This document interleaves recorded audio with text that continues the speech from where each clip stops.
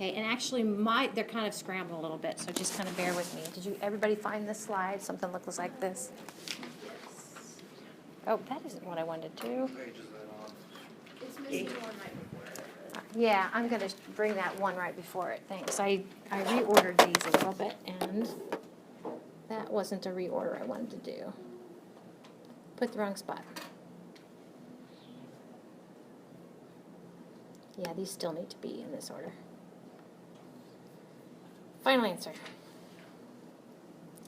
So actually, my little story about working for somebody who wanted to find correlations, we call it a correlation if you can find things that match up.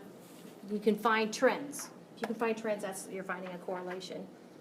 In this case, between different coals and two properties. Okay. So what the Clausius Clapeyron plot does for the same substance is it basically links, for that substance, the heat of vaporization with the equilibrium vapor pressure. Did we skip a unit after the assignment slide? I think you need to go back to part 3. Unit 3. Ah, that's why. That's why. He's got a jewel. He must be fancy. Shiny. Did you bring this with you? No, he found it on the floor and I put it found it on the here. floor, said shiny too. Shiny. That's why. All the way back to unit.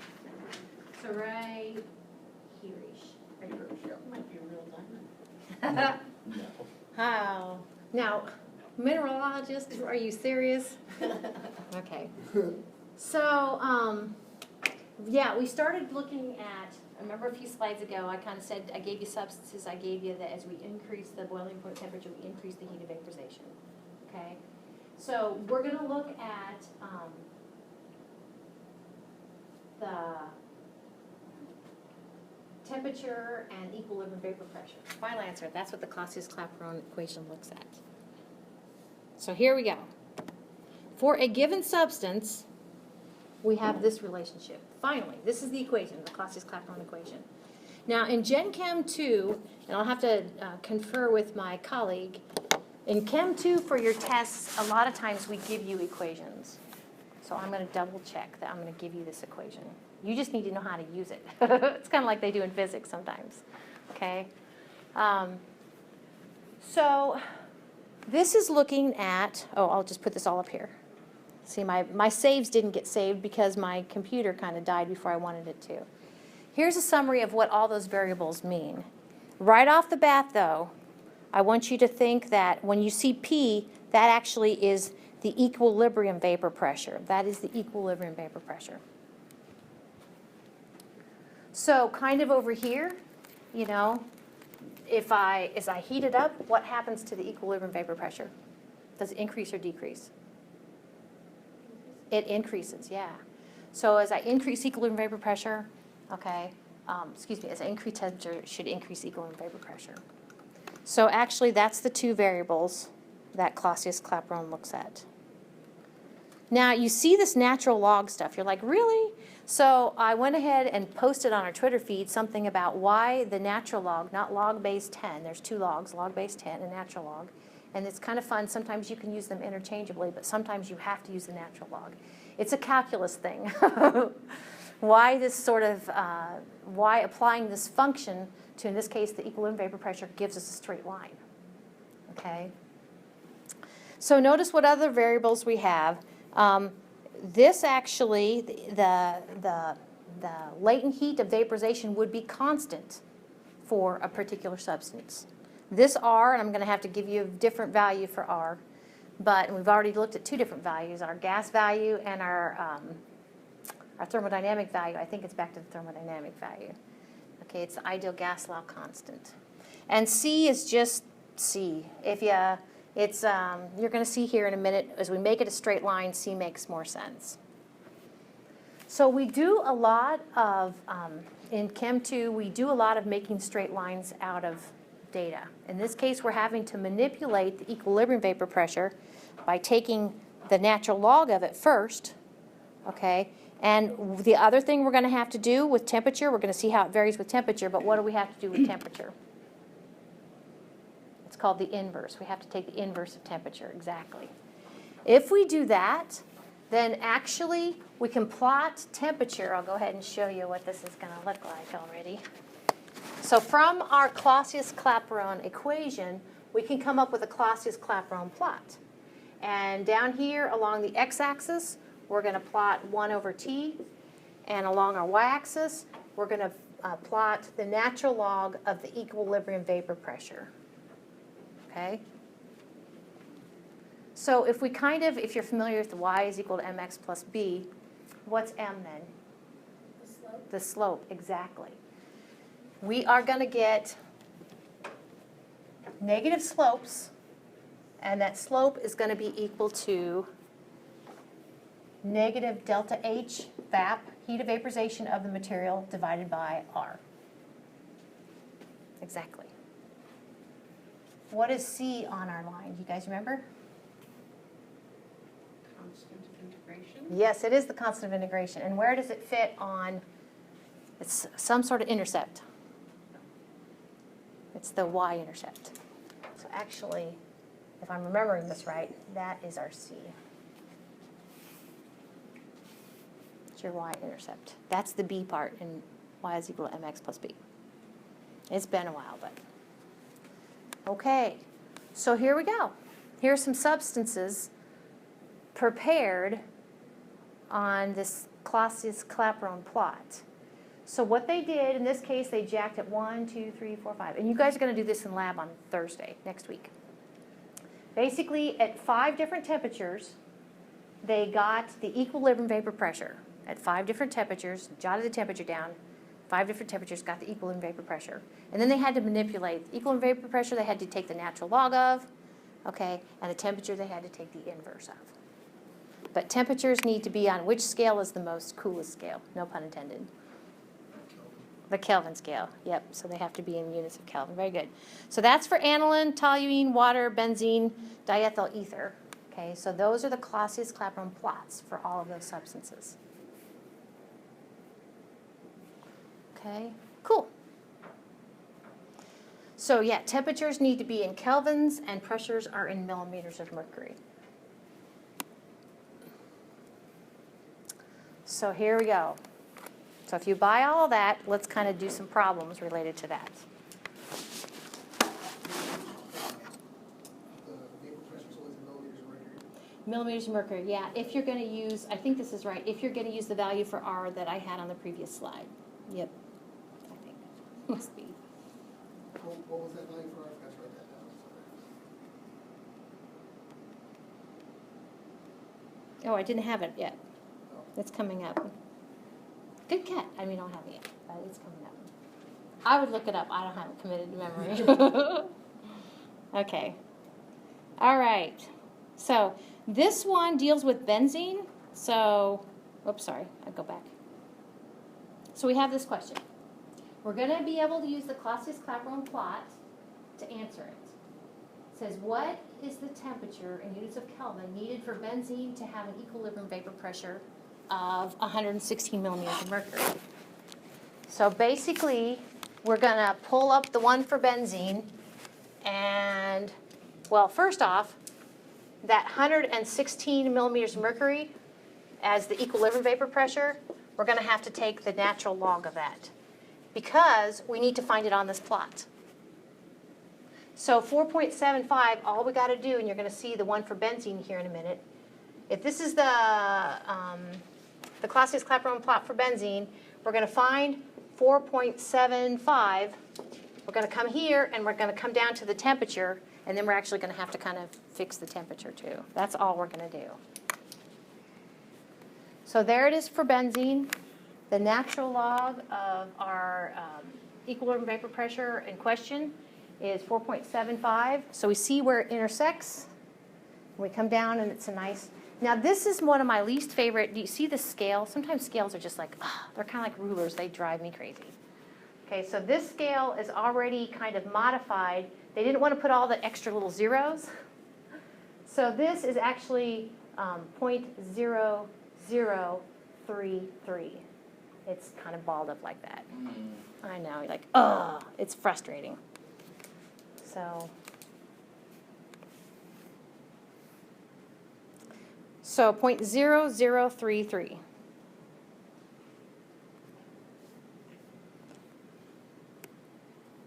So we used the graph a minute ago to see where our 4.75 intersected with our inverse of absolute temperature. Okay. So this is the whole scale thing, sorry. If I was going to do this, I would go ahead and put the 0.0033.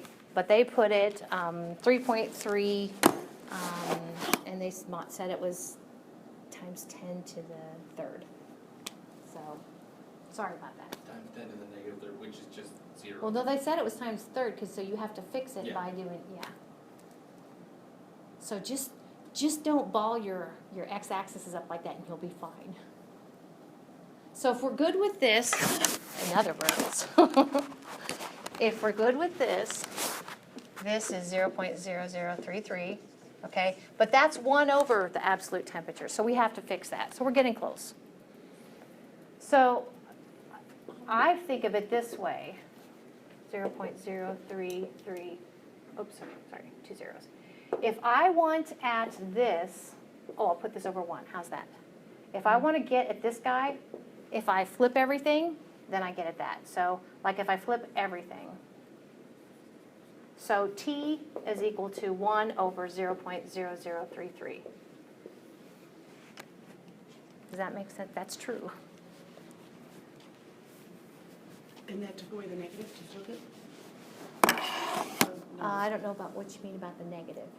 I was kind of confused. Like it goes, where it's 1 over 2 Oh, times 10 yeah. to the third, it's 3.30, but then you flip the, no, you don't. This is, I went ahead, this actually, I'm unpacking this. See, this whole scientific notation irritates me too. That's the same number. Okay. It's that. Yes. Yep. Oh, no, I meant the number on top. I was wondering, you know, like, you just automatically did that manipulation. This one right here, Yeah. I wouldn't worry about that manipulation, honestly. This is probably the only problem you're going to have to worry about it. Okay. That's why I said if I was making it up, I wouldn't do anything with my axes. I would just write the 0.0033. I'd be like, dude, deal with it. Okay, these inverse temperatures down here at the bottom along the x-axis for your Clausius Clapeyron plots are going to be pretty small. Okay, so it sounds like you're, and then are you okay with, then to get the temperature you have to take 1 over that? Okay. Very good. So you plug that in your calculator and you get the temperature to 3 significant figures, which I suppose that's fine. 3 significant figures, 303, and the units would be Kelvin. Okay. So all they're saying using this Clausius Clapeyron plot is if you want to get to an equilibrium vapor pressure of 116 millimeters of mercury, you have to jack the temperature down actually, because, or up I guess. Room temperature's like 298 Kelvin, so 25 Celsius. Slightly warmer than room temperature. Yeah. Yeah. Yep, yep. All right. So, like I said, the Clausius Clapeyron plot, what is it? On the y-axis, it's the natural log of equilibrium vapor pressure. Along the x-axis, it's the reciprocal of the absolute temperature, Kelvin. So, like I said a minute ago then, according to the Clausius Clapeyron equation, when we plot it, then our slope m will be negative delta H of vaporization divided by R. And that's a cool thing too. We can use that to our advantage. So let's see what that looks like. Here's your R value.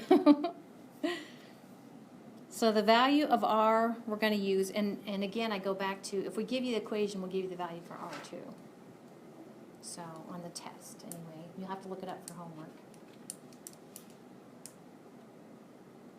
So let's go ahead and see how we can use that to our advantage.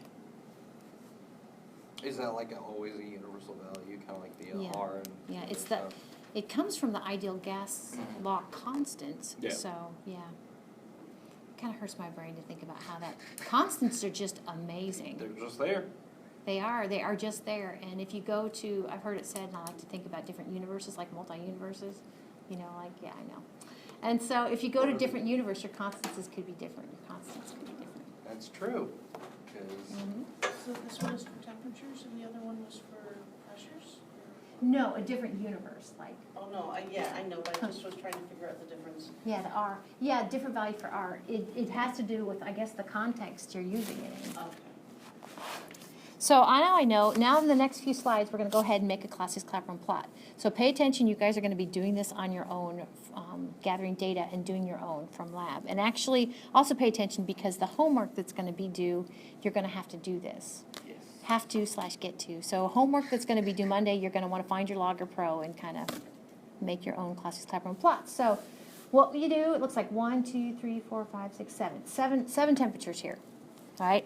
And so like I said, then your raw data is temperature. What is your equilibrium vapor pressure for that stuff? Okay, so those are 7 and 7. It's already in millimeters of mercury, so that's kind of nice. So what you're going to do in Logger Pro is to go ahead and manipulate those columns, okay? But notice, now read this. Prepare a plot of equilibrium vapor pressure versus temperature. Now let's just read that and see what we're doing. Okay, this is equilibrium vapor pressure versus temperature. Is that a Clausius Clapeyron plot? Okay, just checking. No, it is not. That is not a Clausius Clapeyron plot. Okay, but you're going to do one of these for your homework, and I'm going to show you this with nitric acid here in a minute. Okay. Then what we're going to do is take those 7 points, and we're going to go ahead and take the natural log of the equilibrium vapor pressures, and we're going to take the inverse of the absolute temperature, which we have to go from Celsius to Kelvin, fix that first. And then we're going to make our Clausius Clapeyron plot for nitric acid. And then what we're going to do is use the slope to knock out the heat of vaporization for nitric acid. Okay, so that's kind of what we're going to do. Seems like there's a fourth thing, I guess not. Okay, so knocking them out, see how this is not a straight line. So maybe people early on were like, oh, I know there's a link between temperature and what the equilibrium vapor pressure is, but this is not a straight line, so we have not arrived yet. Like I said, the Indian engineer who wanted me to, bless you, look at different aspects of coal, he's like, no straight line, no correlation, okay? So let's go back to the raw data and let's get ready to make our Clausius Clapeyron plot. So you know in Logger Pro you can take data and you can make a calculated column. Okay, so you'll need to make calculated columns. You're definitely going to use Logger Pro to knock out some lab data this semester. Okay, so looks like we're going for the temperature first. The temperature in Celsius, how do we get it to Kelvin? Yep, you add 273. Yep, exactly. This is, you add 273.15 units. Sometimes the 0.15 doesn't make a difference. Very good. Not quite ready to plot it though yet. So now, in order to plot along the x-axis, we have to take the inverse of it. And when in Logger Pro, you'll be able just to in Logger Pro, you'll take 1 divided by whatever that column is.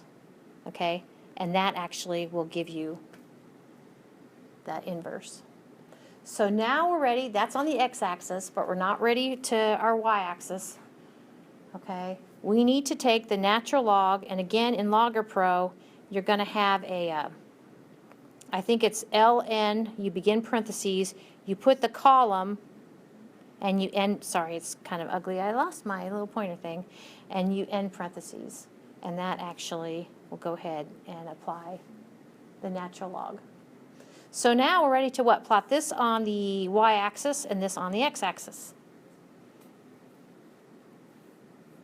So here we go. Ah, straight line. Okay. How do we do? Correlation coefficient, I think we dry labbed it. Okay. So since it's got a negative slope, the closer it is to -1, the better the fit, linear fit. Looks pretty good.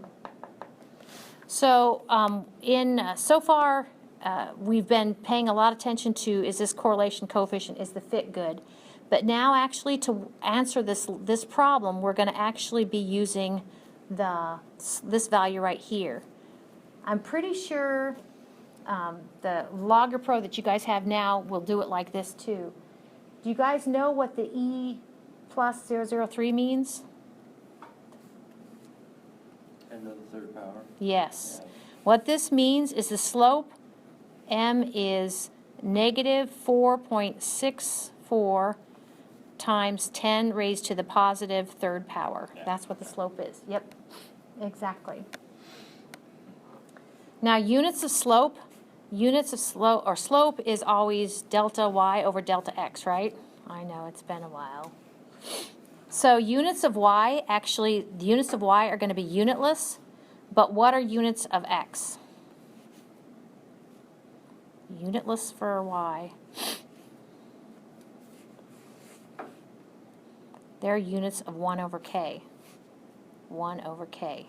So basically you got 1 over 1 over k. Again, I'm not a math teacher, okay? But if you have something, if you have a fraction in the bottom like that, you want to bring it up, what do you do with it? You multiply the reciprocal. Yes, you multiply the reciprocal. That's put like a good, or flip it. That's units of Kelvin. Exactly. 1 over 1 over k is k. So that's what our units of our slope are going to be. All right. Okay, so, yep, we noticed that. That was that negative 4.64 times 10 to the third. There you go. Go ahead and take it out the scientific notation. Negative 4,640, same thing. Units are Kelvin. Is y always unitless? The y, if you apply the natural log or log base 10 to anything, it's unitless. Yeah. Yep, it's units. So, yep. So to get the reciprocal, so you multiply it by the reciprocal of 1 over k, so it'll just be the top number multiplied by k. By 1. I think so. Mm-hmm. Yep, that sounds right. Cool. Okay. So now the algebra comes in, and like I told you with the PV equals nRT, it's easy to do the algebra wrong. I do it all the time.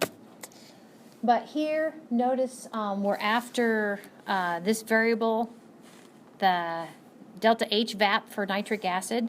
So what I like to do is kind of flatten it out first. Okay, so if I kind of cross multiply here, it kind of flattens out to this. Okay. So from the Clausius Clapeyron equation in the plot, M being equal to negative delta H VAP over R, then delta H VAP is equal to negative MR. And we're almost done. So we're going to knock it out for nitric acid. So the heat of vaporization is that slope. Notice it's negative MR, okay? So I kind of wish my slides did something like this. I wish it had a negative here and a negative there. Because a minute ago, we said M is equal to, negative. And the relationship has a negative, so negative times negative is a positive. And the R value I said to use is that 0.00831. Units are kilojoules per mole Kelvin. And we're all about allowing units to cancel. What units cancel here? Kelvins cancel, yep. And we're left with units of kilojoules per mole. Is that reasonable for heat of vaporization? Yep. Round it to, according to sig figs, give 3 sig figs. So I got, dun, dun, dun, heat of vaporization of nitric acid based on this data is 38.6 kilojoules per mole. And so you're going to be doing that in lab next Thursday, and so we can definitely go to the internet or whatever, and we can find out, see how close we are. So have good data next week. You have good data. Okay? All right. So follow-up question. Now, you're going to want to be able to kind of maneuver around what a question like this is asking. What is the normal boiling point, and actually that's boiling point temperature, of nitric acid? Remember, I started out, I said the boiling point temperature, sometimes BPT maybe, occurs when the equilibrium vapor pressure is equal to atmospheric pressure. Does that make sense? So basically, we're looking for, basically, we're going to look for what is the temperature we need to jack nitric acid up in order to get an equilibrium vapor pressure of 760 millimeters of mercury. So it's going to be very kind of similar to what we did a little bit ago with the benzene. Okay? With the benzene, we were looking at a particular temperature, which the equilibrium vapor pressure was 116 millimeters of mercury. In this case, we're looking for the temperature at which the equilibrium vapor pressure of nitric acid is 760 millimeters of mercury. So it's very similar. So what we did before, we're going to do now. We're going to take the natural log of 760. Now, this gives, and you wouldn't know this till you look at the data, but if you look at the data closely here in a minute, we're going to have to extrapolate. You guys, with your Beer's law, you guys were interpolating. Interpolation is basically you're looking at something on your line, okay? Interpolate, Extrapolate means basically it's going to happen here in a minute. What we need is beyond our data points, okay? But we're going to use that linear fit.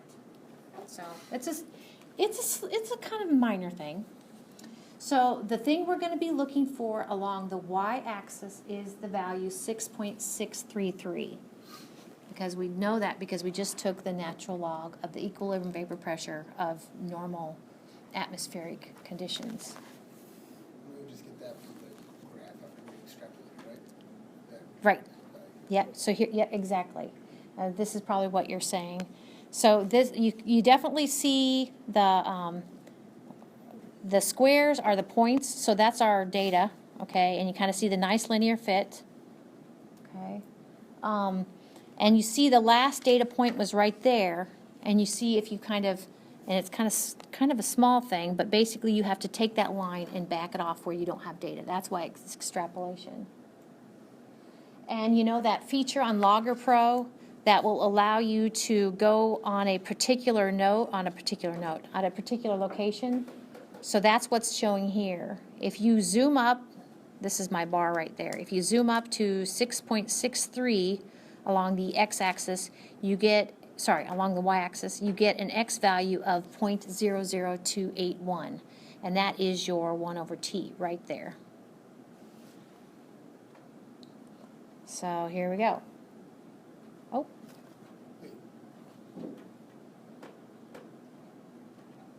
Okay. So that 1/t is the thing we need to do this to. Remember when we did this? Yeah. To get to t, we have to take the inverse of that number. And that's what we're going to do here.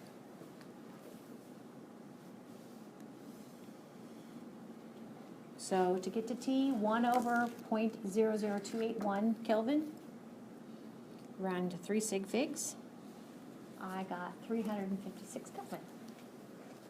Whoosh! So that's the normal boiling point temperature. And if you subtract 273, you see what the Celsius temperature is.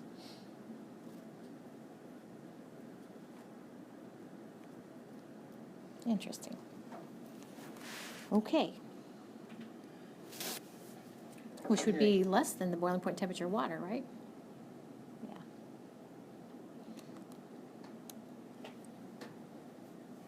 All right. Oh, sorry. There it goes. I did it.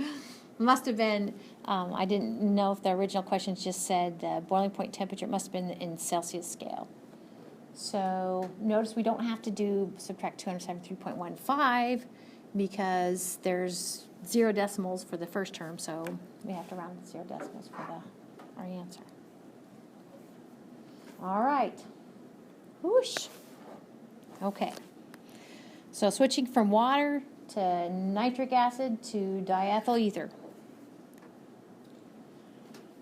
Now, it's a classic, and if you're like, I think I've probably told you in Chem 1, when I say it's a classic, my kids roll their eyes like, oh my gosh, Mom, are you serious? But it's possible I put it this way, how many points do you need to make a straight line? 2, that's it. 3 to make a plane, 2 to make a straight line.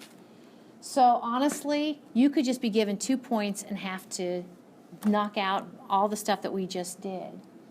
And usually, if that's the case, I usually kind of think of making a Clausius Clapeyron plot with 2 points. Okay, so here we have ordered pairs, temperature, equilibrium vapor pressure, temperature, equilibrium vapor pressure. What do we need to do this? Take the natural log. What do we need to do? Temperature, convert it to Kelvin, and take the inverse. Okay?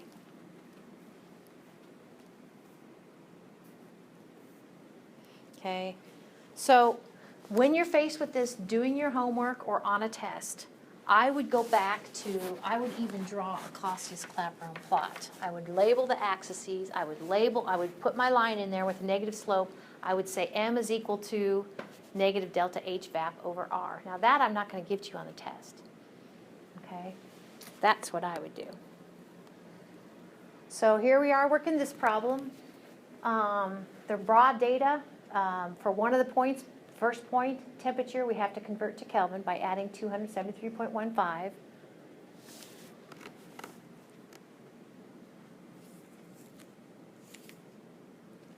And I must have the second point here. For the second point, let's go ahead and clean it up and convert it to Kelvin by adding 273.15. So 25, which is about room temperature, 0.0 plus 273.15 is 298.2 Kelvin. And I think when I've done a problem like this, I've even made like a little table. So I don't really have a table here in my notes, but I kind of make a table so I can kind of follow it and pretend like they're log or pro columns.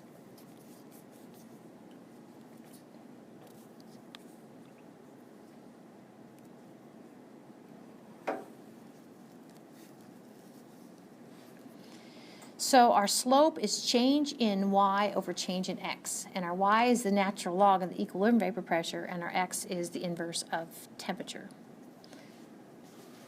So we kind of end up with this relationship, where if we go with, it's always usually x, y2 minus y1 over x2 minus x1, for whatever reason. So our y2 is natural log of equilibrium pressure, the second one, minus the natural log of the equilibrium vapor pressure for the first one. We have to keep the same order in the denominator. So inverse of the absolute temperature of the second one minus inverse of the absolute temperature for the first one. Now there's this law of logs that we're going to talk about, especially, I don't know if it waits clear till, well, we will anyway. One of the law of logs is if you have the natural log, you have the difference of the natural log of two things, you can actually kind of combine that and make it into a ratio. So that's the only thing done here. The difference between what you wrote down in this one is the numerator. So we can say the natural log of P2 over P1 is equal to, or excuse me, divided by the inverse of T2 minus the inverse of T1 is equal to the slope.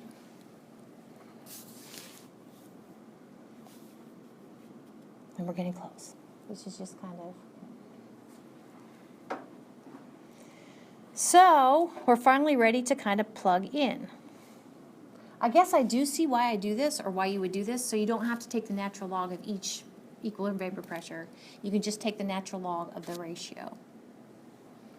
So the natural log of that ratio of P2 to P1 is natural log of 534 to 57.0. Those are equilibrium vapor pressures, millimeters mercury, divided by 1, the inverse of T2, 1 over 298.2 Kelvin minus 1 over 250.4 Kelvin, which is the inverse of T1.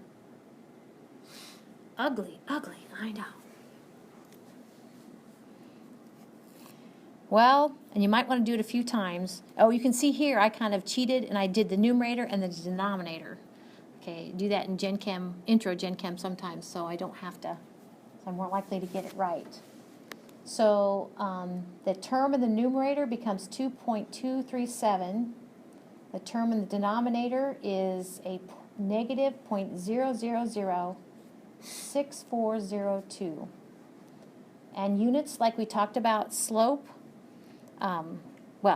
units in the denominator are 1 over k, and this is where we have that old, you have the 1 over k, which is equal to k. So I might have to tell you this later, but anytime you apply a natural log function, if we want 3 sig figs here, we show the sig figs after the decimal. So I'm going to have to kind of show you that later too. But bottom line is, and I think you're probably only allowed 3 sig figs. 4? Anyway, so the slope is negative 3,494 Kelvin. That is cold. Yeah, but that's the slope. And now we need to use it to get to the heat of vaporization.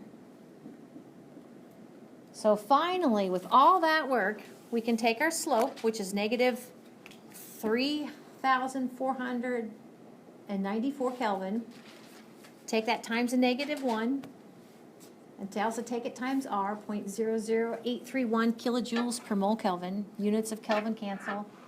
We're left with kilojoules per mole. Rounded to 3 significant figures. Our heat of vaporization just from that raw data for those 2 points for diethyl ether is 29.0 kilojoules per mole.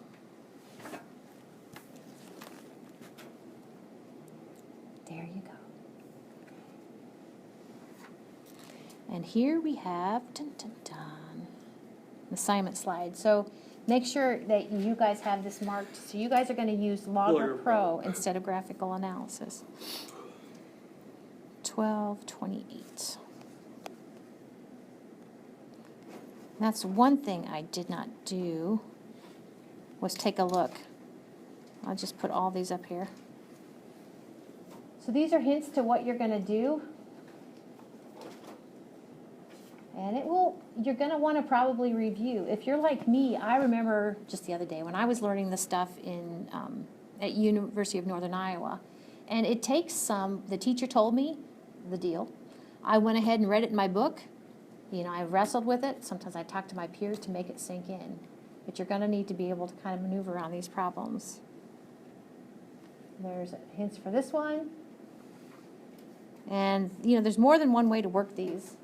Hints for this one, and hints for this one. I'll push those out there. I know I kind of ran late.